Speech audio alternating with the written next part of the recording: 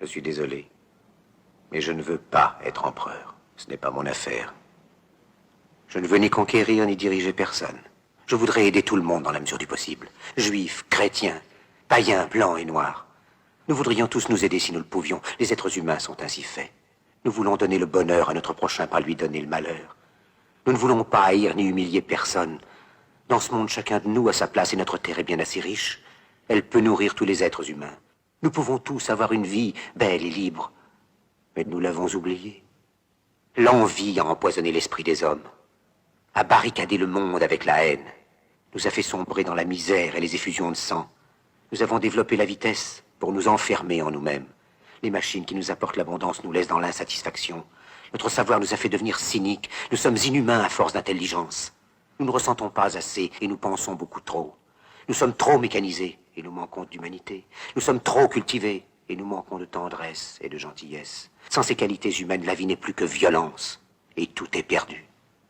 Les avions, la radio nous ont rapprochés les uns des autres. Ces inventions ne trouveront leur vrai sens que dans la bonté de l'être humain, que dans la fraternité, l'amitié et l'unité de tous les hommes.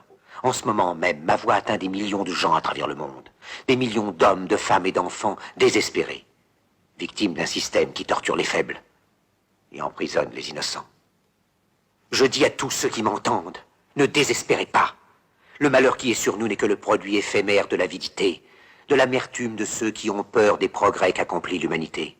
Mais la haine finira par disparaître, et les dictateurs mourront, et le pouvoir qu'ils avaient pris au peuple va retourner au peuple. Et tant que les hommes mourront, la liberté ne pourra pas périr. Soldats, ne vous donnez pas à ces brutes, à une minorité qui vous méprise et qui fait de vous des esclaves, en régiment toute votre vie, et qui vous dit ce qu'il faut faire et ce qu'il faut penser, qui vous dirige, vous manœuvre, se sert de vous comme chair à canon, et qui vous traite comme du bétail.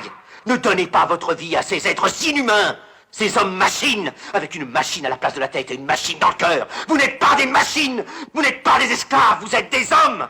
Des hommes avec tout l'amour du monde dans le cœur. Vous n'avez pas de haine, sinon pour ce qui est inhumain, ce qui n'est pas fait d'amour.